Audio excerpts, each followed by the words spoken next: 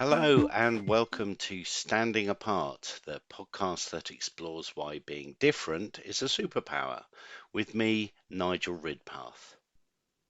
In this episode, I'm delighted to say that we've got an interview coming up with Kim Simmons, CEO and founder of Cloud Contracts 365.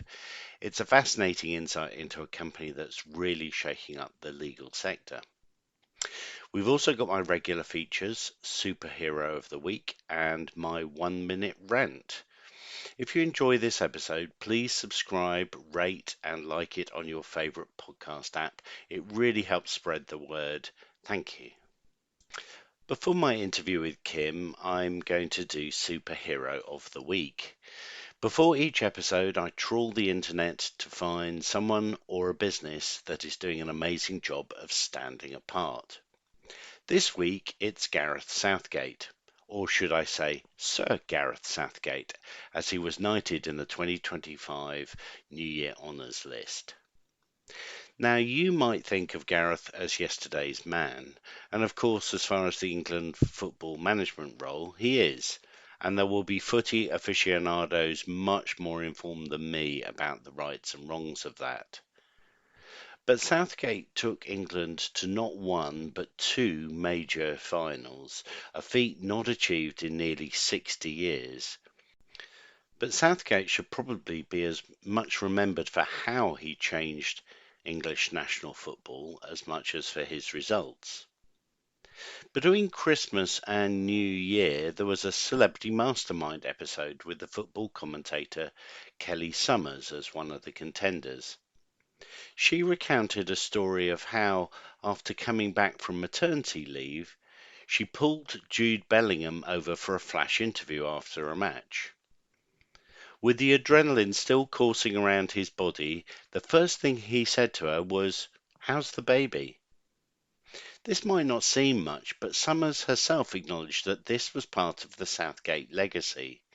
He dragged his players down off their pedestals and reminded them of humanity and empathy. Southgate himself said, "I like players to have responsibility, to think about what we're asking them to do, to have an opinion on the way we're asking them to play and train. If players have some ownership of what's going on, then that's going to help them make better decisions on the field and also buy into the way that we're trying to progress." Now, in cricket and rugby, that approach is much more common, but it was practically unheard of in football. So Gareth did things differently, and he had success. Were the two linked? Will others learn from his example? Time will tell. And so, well done, Gareth Southgate, you are my superhero of the week.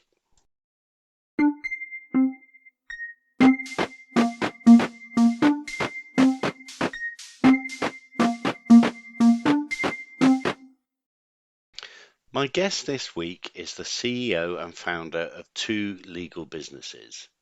Kim Simmons set up a groundbreaking subscription-based law services business called Law 365 10 years ago, and recently she's done it again with a legal tech company called Cloud Contracts 365. This new business is centered around a SaaS product that, for a monthly subscription, will deal with day-to-day contract creation and contract review. From talking to her, I get the impression that Kim loves shaking things up, and I think you'll find the conversation fascinating. So, a very warm welcome this morning to Kim Simmons. Really looking forward to having a conversation with you over the next half an hour or so. Can we start, Kim, by you giving us a little bit of an understanding about how your business looks today? Yeah, absolutely. And thank you, Nigel. In a nutshell, it's a SaaS AI platform, a legal tech product, if you like, and it helps tech businesses to be able to build their own contracts from fit for purpose templates, as well as review contracts from a legal risk point of view and sort of know how to push back on legal risk and manage their contracts. So that sort of incorporates e-signature functionality, data room access, automatic renewal reminders for those, auto renews that sneak upon us. And that's what it does in a nutshell. It's a sort of DIY platform. You go in there, you don't need lawyers, you don't need anyone to implement it. It's very out of the box. And you can pick up any of those products at any one time. And it's a low cost option. So where lawyers can be very expensive, there's a cost barrier to, having your contracts done or reviewed. This is a really low cost option to keep doing that every single day for all of your contracts. Okay, and what led you to come up with that business concept? Oh, such a good question. Right. So let's back here. So I also own a law firm Okay. called Law 365. And I've been running that firm for 10 years. Now, it's not a traditional law firm because you can see I'm not a very traditional person and nothing I do is traditional. So, And just but it is just for yeah. the sake of listeners, Kim's sitting in a room with some very avant-garde artwork behind her, and I can confirm she doesn't fit a traditional legal stereotype look. So yeah, Oh carry yes, on. I forgot. They are listeners rather than viewers. So but absolutely I don't fit that mold. So everything I design is not in a traditional way, but let's just call it a law firm, because it is a law firm, not traditional, but it's a law firm. And the thing is, a few years ago, I started seeing a lot more clients come through the door asking for templates, reviews, but realizing that the cost was too prohibitive. There were startups, there were small businesses, they weren't flush for cash, um, and of course, as running a law firm, you have high costs. So you have to set your prices in a certain way. So really there was this gap in the market where if I wasn't doing that specialized piece of work for these tech businesses, where else were they going? They weren't going to other law firms because there would be no point. It'd be the same service. Well, obviously ours is slightly better because we're specialized, but you know what I mean? So they were probably going to trying to make their own terms and conditions, or they're going to borrow someone else's, or they're going to rip something off the internet. And there were real issues with this. And I thought, gosh, a lot of this can just be automated, right? A lot of the work that the lawyers do, the low-hanging fruit work, as I call it, can be automated. So I looked at that and I thought, how can I automate this? This is 2 years ago, before the advent of ChatGPT, right? Yeah. Before AI was a thing. But we explored, like, how do we do this in an automated way that gets them to get those reviews instantly, gets them to have and build up master services agreement within a minute, not wait 2 weeks and spend 5 grand to do it. Yeah. And that's what we set out to do. And so, I mean, it begs the question, how does a lawyer become a software developer or a software development company? Yeah, I definitely wouldn't call myself a software developer. Very far from it.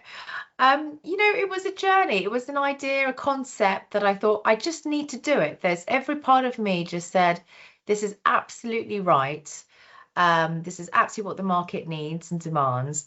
And I just had to surround myself with people that knew how to do it and how to build it. And I was really lucky to meet those people and to also get Innovate UK funding to get it off Oh, the okay. ground. Yeah, Yeah, so I was okay. really lucky because I had all this proof of concept work and it was brilliant. So if we take a step backwards, presumably the early part of your career was in a traditional law environment, Yeah, absolutely. So I started off as a M&A lawyer working right? for a big American law firm in New York. So I actually started off as a New York attorney. So you're getting this picture, right? I'm definitely not following the traditional routes of anything. Finished my degree in England and then went to New York. Thought that's where I want to be is New York, and did a master's out there and then took the bar exam and got a job with now the third largest law firm in the world, and practiced M&A for many years, and then came back to England. It finally called me back, and practiced with a few other firms. And yeah, so I've been in the traditional law space, but throughout that journey, Nigel, I always saw how things could be improved. Mm. I couldn't understand this lack of transparency with costs with clients. Like, why are lawyers so opaque about how long it's going to take them to complete a task, how much it's going to cost the client, right? Mm. Why do they take ages to get back to you? Why is it that they can't just bloody talk normal speak, right? When they're trying to tell you what's going, why do they ask you a million questions when they're supposed to be your advisor, telling you how you should be doing and running that part of the business? So I got very, very frustrated. And like I said, I worked for a big law firm, a medium-sized law firm, a small law firm. So I kind of wanted to do the whole range of, does this get better in a different type of environment? And the answer was no. So I created it myself, basically. And so that was the Law 365 business. Yeah, that's And right. Yeah. how was that different to the way you've been working before? Yeah, so we had subscription services that we brought in that was brand new to the legal industry. I mean, subscription would be, I remember a lot of people sort of, turning their nose up at the fact that I was offering, a clarity of costs and an ability for clients to actually just use up what they needed in that month for the work that they had, but had a set price for it. Yeah. And it was a real game changer 10 years ago. Now, weirdly, everyone's doing it, right? Right. Everyone's Okay. doing the subscription model. Yeah. And at the time, were you getting you said that other law firms were like turning their nose up at the concept. Did that make you more determined to press on? Absolutely. And actually, I really enjoy it when lawyers sort of look down their noses at us because what I've found throughout the years is we're always one step ahead. So whatever we come to the market with first tends to be what they follow up with. So it's Right. just a nice challenge for me to sort of set the bar, go, can you think differently? Can you have that growth mindset that a lot of lawyers don't have, a lot of law firms don't have? Really think outside the box. And the reason I do that is, Nigel, I come at it because from one point of view, which is how does the customer want their service to be delivered, Yeah. right? What problem are lawyers actually solving? Yeah. Because when you actually understand the heart of that, you then if you come at it from a place of true innovation and true customer excellence, and that's what is that's how you lead a business. Yeah. I mean, did you think that this change was inevitable at some point? Do you know what? I don't even think about what other people might be doing later. I just Right. always think about what is it that my clients need, Yeah. right? What is it that they need? And how do I'm quite a creative thinker. So I'm always thinking, how can I make it better? For example, I'll give you an example, right? When you go and contact a lawyer, it's still a bit of a painful process, isn't it? You've got to search the internet, you've got to then book a form, you've got to do this, you've got to do that. Then when you talk to the lawyer, you've got another onboarding form, you've got this and that. How can you make that so quick that it's a click of a button from a search Mm. term straight into talking to a lawyer? It's Yeah. concepts like this that I always think there are better ways. And even when I've done it one way, I go, I can do it better another way. And that's what is the cutting edge of an industry. How you need to change an industry. And how did 10 years or maybe 8 years of working with Law 365 then determine the need for your new product? Yeah, so a lot of the clients, like I said, were just, not able to pay for the work. And the biggest driver for me is, as I said, customer satisfaction, right? Can you find a way to solve that problem for them in a cost efficient way? And it's also about democratizing legal. That's another passion of mine. I don't want legal to be seen as something that only the elite or the very big businesses that got lots of cash can afford to have to mitigate their risk. I mean, that is a very elitist kind of concept. Mm. Like medicine is often seen in that same way as well. Thank God for our NHS, right? Mm. A Mm. lot of countries around the world don't have that. So, how do I democratize legal and how do I create that customer satisfaction? That automation was such a no-brainer for me because I know the work that we do and I know how lawyers think. I know we have our own playbooks in our minds as to how we approach certain tasks and, issues. How can I replicate that in a machine that can basically do it for me? That's when I came across machine learning concepts, NER, NLP, all of that fun stuff. That was, how we built the product in the early days. And it was like someone had just opened up my eyes. So, what kind of customers are you finding you're attracting with the new product? So the product is built for tech businesses. So Right. we're not Okay. sort of going out there for aviation or pharma or anything else. It's tech businesses, MSPs, Microsoft partners, ISVs, Yeah. tech services, that sort of thing, software businesses. And the reason we specialized is because law should be specialized. Yeah. You can't have a generic template that has to, that fits one industry. Yeah. Tech businesses run in certain ways that the contract has to reflect that. Deliverable issues, that delivery there's always an issue with delivery or failure to comply on time and things like that. And cash gets leaked by virtue of really terrible contract terms. So I knew that we had to create this product in a specialized way because that's what I believe in and that's how law should be approached. So it's really tech businesses and business owners or people who are in charge of contracts in those businesses that need this product. And you mentioned Innovate UK. Yeah. How did you get involved with them? How did you come across them? And how was it getting getting the funding? Yeah, so Innovate UK, they are it's an interesting process. It was a very difficult process. I'm not going to sugarcoat it. We actually went through Grantify, Oh and yes. we've actually subsequently yeah, do you know them? They're quite Yeah, sort of well yes. In known fact, in the I've been market. through a process with them, funnily enough. Yeah, so they're really good and they helped us with the Innovate application. So we sort of did all of the application, they review it, they give us their comments on it.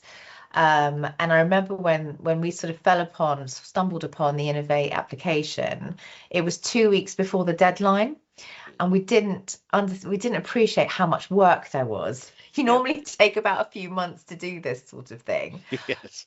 So we pulled a lot of all-nighters, but we did it, and Grantify really helped us. And then obviously we secured the £500,000 funding, which was really great. And then throughout the whole process, you get sort of an officer who's in charge of your case. Yep. And every quarter you have to present the milestones to show them that you're building towards the proof of concept. And then you get the funds released every quarter. But we hit all the milestones, we got all the money. So that was a really, really good success story. How are you finding the differences between the um, the law business you've been running and running a team that's building something from scratch, turning into an Oh, engineer, if you like? yeah, you know what? I feel like I've got two very different children in my life. Uh, I've got a people-led business, totally different set of headaches, challenges, and good things too, Yeah, right? We all know yeah, that. And a product-led business, which is, I've got devs obviously, but very low maintenance in the sense of people, but also very thrilling in the sense of we are building something that is kind of its own creation. mm, And it's just out there and it's doing its thing every single day. I'm a lawyer by trade, so I know professional services. As a lawyer, I had to learn how to be a business owner in professional services, which I did, I've been doing for 10 years, to yeah, then have to learn how to do SaaS, which is totally different beast altogether, yeah, totally different challenges, a lot more cost in the business when you're trying to get the revenue up. So, you've got to find funding, you've got to find ways of making that business keep going. But those are the amazing challenges that we get set, and we've had a stellar year, so it's worked out. I remember dealing with a software development business a few years ago, and I remember the chief executive showing me a graph of their business plan. It was a SaaS business, and there was a very big element in the red before it got back into the black. In his case, he hit a -7 million figure before it started climbing its way back up again. Software development is very different to delivering IT services, which I guess a lot is what a lot of your clients do. Yeah. What were the big decisions along the way that you had to make? So I had to find funding. That's Yeah, 100% what I had to do. And I wanted to make sure I did it in a way that didn't remove my equity. yeah, So I had to be super creative about that. And, just trying to figure out what's the right go-to-market strategy, because it's an interesting one. You can have your go-to-market strategy and implement it, but you have to keep refining it because what you don't realize, especially in our world, because in our world, there's hardly anyone that does what we do, yeah, right? yeah, And the market don't really know that we exist, nor that this technology exists, because no one's really looking at what's happening in the world of law, yeah, with yeah, the development of that. People just go law, lawyers, or law, do it myself, or they don't yeah, realize there's an in-between thing. So it's a massive educational piece. And so I'd say finance was always a struggle to make sure we had that in place. As you say, you have to have that to get your runway, right? yeah, And the go-to-market strategy and how much is enough to spend on marketing and sales, right?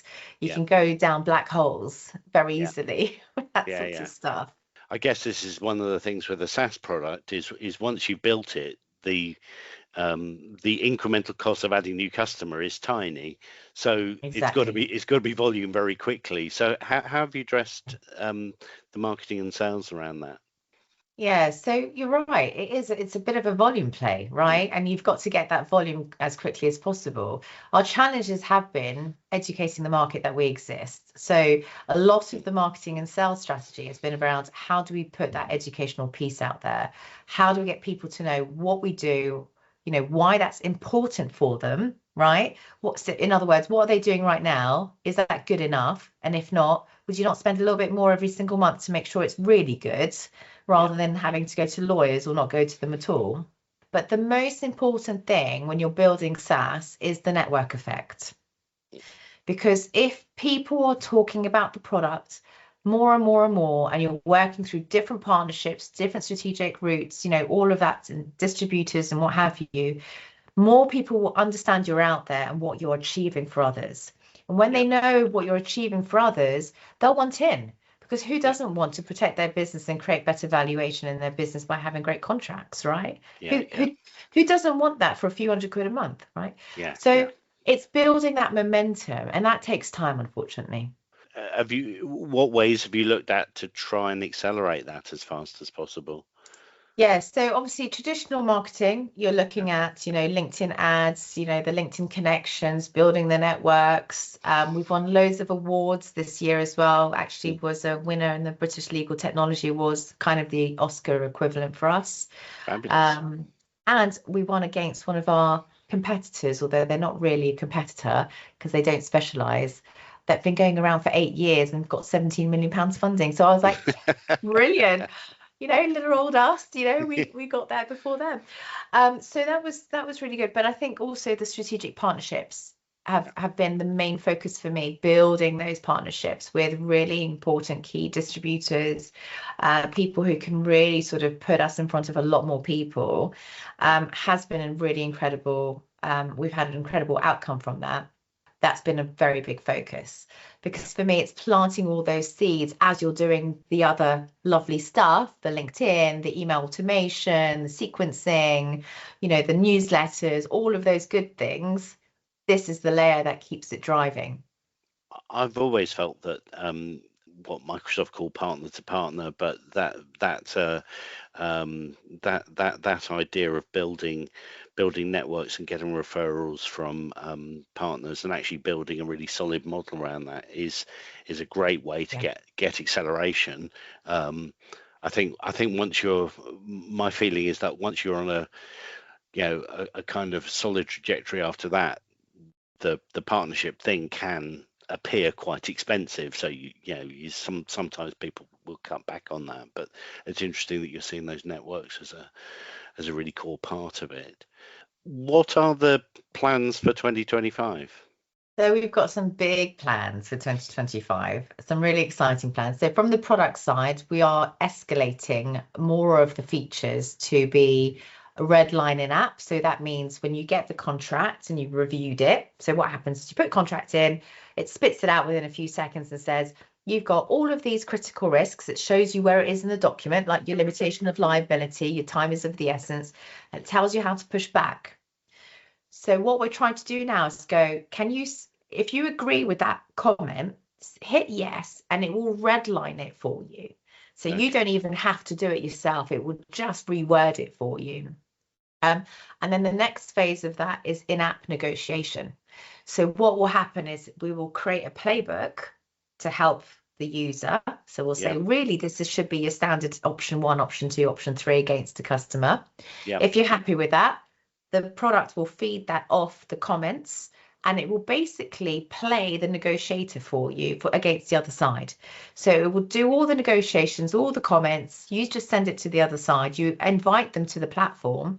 They will do their comments and the playbook will work against their comments and basically it will auto drive for you. So you don't need to negotiate a single contract in the end. So that's on the product side of things. Obviously, I talked about partnerships. There's a lot more partnerships that you'll see us partnering with next year. So that's all Okay. going to be in the public. I can't talk about them right now, but they're massive, big partnerships, strategic partnerships, Fabulous. with big names out there. So they love the product. They love what we're trying to do. They see the issue that the market really needs to be a bit more legally mature, to help them scale and grow and have more investment. So they're really pushing our product to kind of be out there, and hopefully partnering and collaborating with other companies, and working with integration, because a lot of our stuff can integrate with CRM tools, quotation tools, and the likes. So really looking at how we might integrate with these companies to kind of give the user the overall picture of, all the whole contract process from quotation to contract making, to signature, to reviewing, to negotiating, to finalizing, all in a few pushes of a button.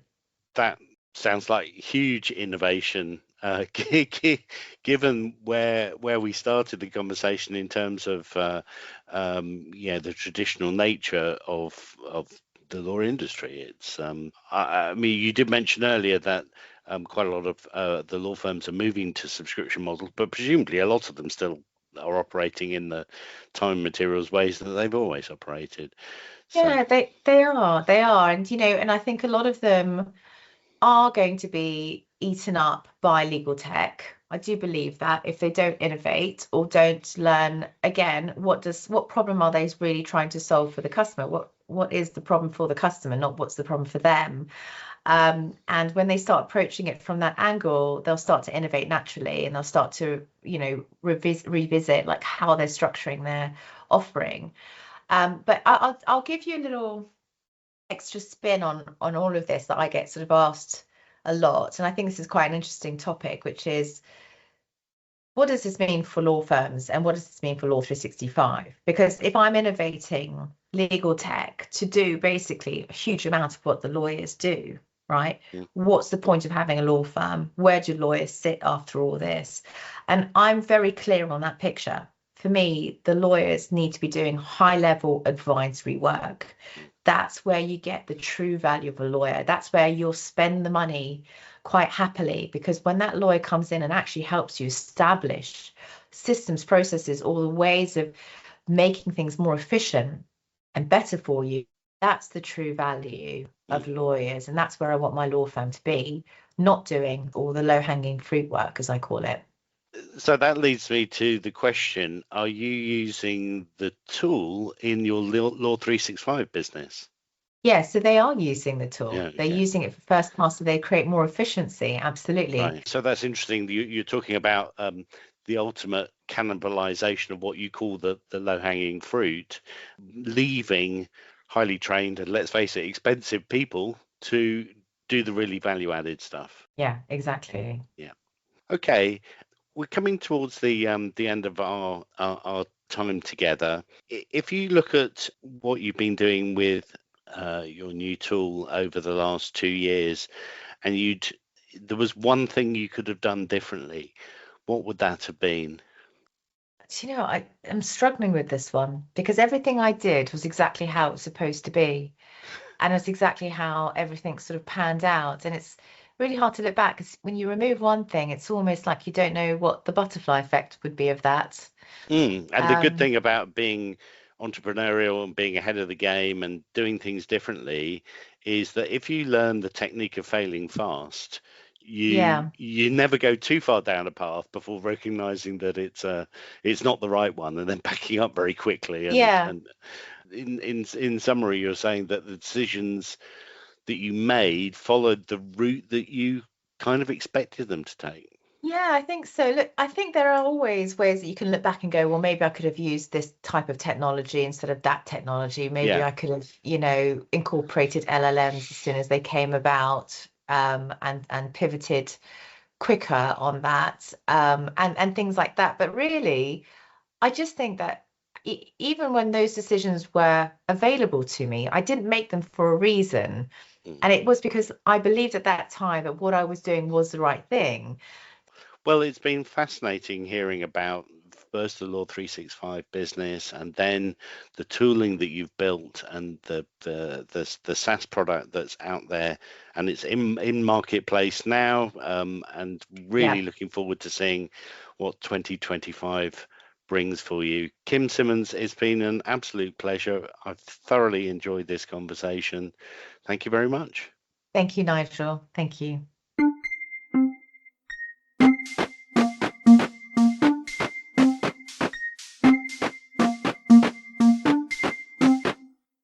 After such a positive conversation with Kim, it seems a bit of a shame to do my 1 minute rant, but inevitably something's got me again this week. There are all sorts of things that wind us up, and each episode I get to have my rant. But in the interest of my well-being, I limit myself to no more than a minute. And last time, I'm glad to say I pretty much hit it bang on. So here is this week's 1 minute rant. Start the clock. Okay, sorry, not sorry if this applies to you, but it's New Year's resolutions. Not the resolutions themselves, that's a matter of between you and your conscience. I have no problem using this time of year as a bit of a reset button. That's healthy. My problem is more with the public declarations. A quick search on LinkedIn reveals resolutions to be more present or to build more meaningful relationships. I might, no, probably do sound like an old curmudgeon. And of course, being conscious about personal improvement is, in fact, the only way to change behaviours. But I do find social media at this time of year plagued by meaningless waffle that seems to be more designed for engagement stats than anything else. Sophie Ellis Bextor had the most realistic and interesting resolution that I heard coming into 2024. Wear more caftans. That's more like it. Okay, enough. Stop the clock. So we're nearing the end of the show. I hope you found it useful. If you did, please tell your friends. Remember, all of the previous episodes are still available, including deep dives into both the retail sector and the music industry. Why not go back and have a listen to some of those episodes? We're always keen to hear from you, particularly for our listeners' questions feature. Please send your questions to standingapartpod@hotmail.com. We're also looking for sponsorship for the show. If you want to discuss cost-effective sponsorship options, again, please contact us at standingapartpod@hotmail.com. This show can only survive with people listening to it regularly, and no matter how good we make it, we have to beat the dratted algorithms. So every subscribe, rating, and like that you give it on your favorite podcast app really makes the world of difference. Go on, do it now. Thank you. Have a wonderful start to the new year. Until next time, whatever you do, stand apart from the crowd. Standing Apart is a Sun Bear Consulting production.